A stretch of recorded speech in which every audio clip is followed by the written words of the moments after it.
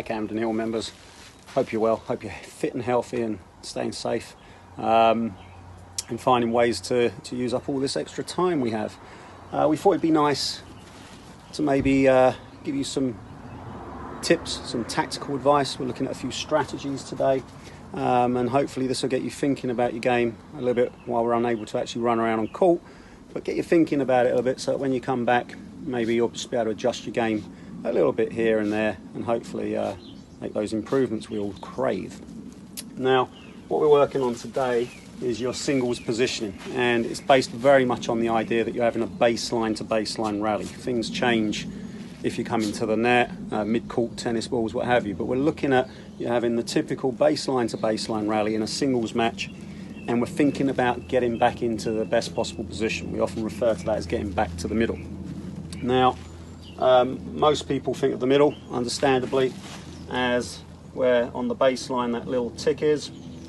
Of course, geometrically that's the middle of the court when we're thinking about straight lines. But when we think about how the ball moves on a court, it's like an axis. You're moving your opponent round, so things change, angles change, and consequently that means our positioning has to adjust somewhat as well. So I'm going to work on a baseline theory and start with a nice simple pointer.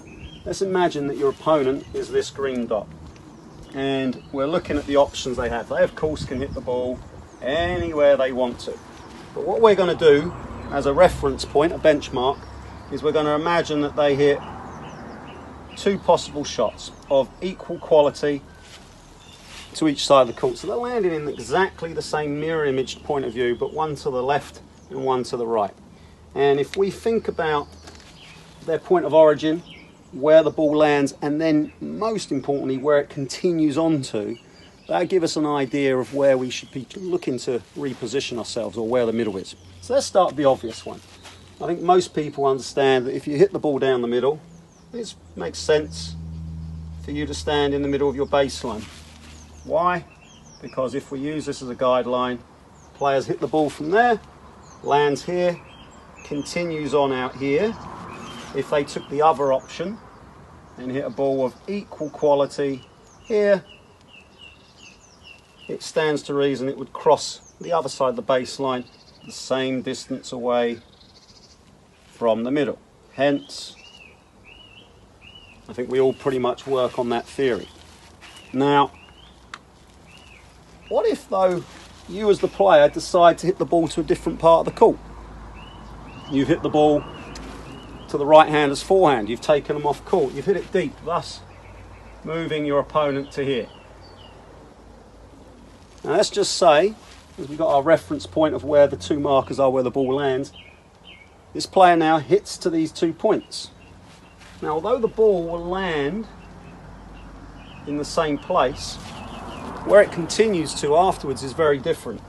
You can see this ball now is actually coming ever so slightly towards the middle. You know, it's a down the line shot, but it's coming slightly in because they're off court.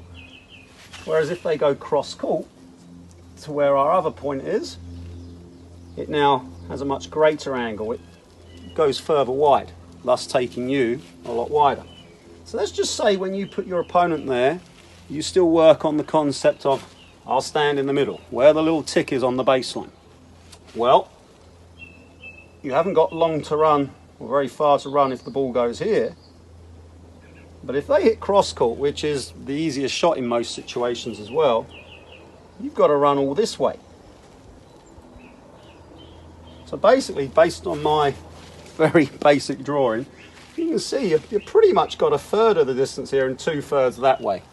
It probably equates to about 2/5, 3/5. But you think about how many times you've chased the ball down, you don't quite get there, you maybe think you're not fast enough, you go and work at getting faster, which will do you no harm, but of course it may well be that you are fast enough, you're just out of position.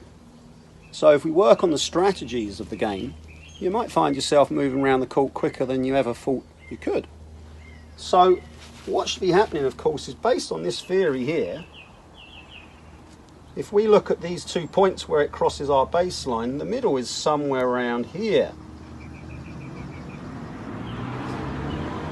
creating an equal distance. So if you're here and you hit the ball over to here, while that person's chasing over to get your shot, ideally you'll reposition a little to the right of the center, because you now know that that is the middle. That's the axis of the court changing. Now, I think it's quite obvious now, but if you chose to hit the ball to the other side of the court, of course, the down the line shot crosses here, and if you go cross court, it takes us right over to here. So now the middle would be a little to the left of the center.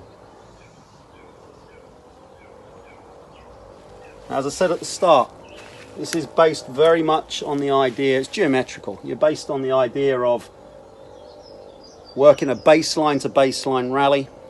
You're feeling like my shots, forehand, backhand, are of equal level. I don't mind. I just want to be in the middle. And that will hopefully make you think a little differently about, well, where is the middle when I play it way off to the right? Where is it to the left? Remember, it does change, and we'll explore this as we go forwards when you come to the net. Even when you come halfway up, it does change. Angles are always changing.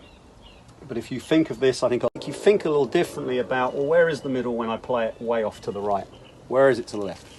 Remember, it does change, and we'll explore this as we go forwards when you come to the net. Even when you come halfway up, it does change. Angles are always changing.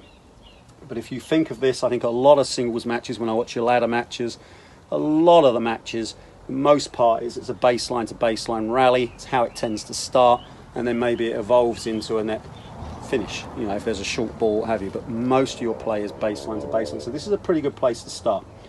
One last thing just to get you thinking is, a lot of people go away and they understand this concept, but what they tend to do, they get the degree of it a little wrong. So sometimes when they play the ball over here, they move of an equal distance right over to here. It doesn't work that way. It's not a full mirror. Basically, a nice way to think about it is maybe every meter you make your opponent move to the right, you'll shuffle a tiny bit to your left. So you think along those lines of, okay, I don't want to be right over here when they're there, because that's not the middle. I will just move a little to the right when they're moving a lot to the left, and vice versa, of course. I hope that was helpful. We'll try and give you a few more tips as we go along.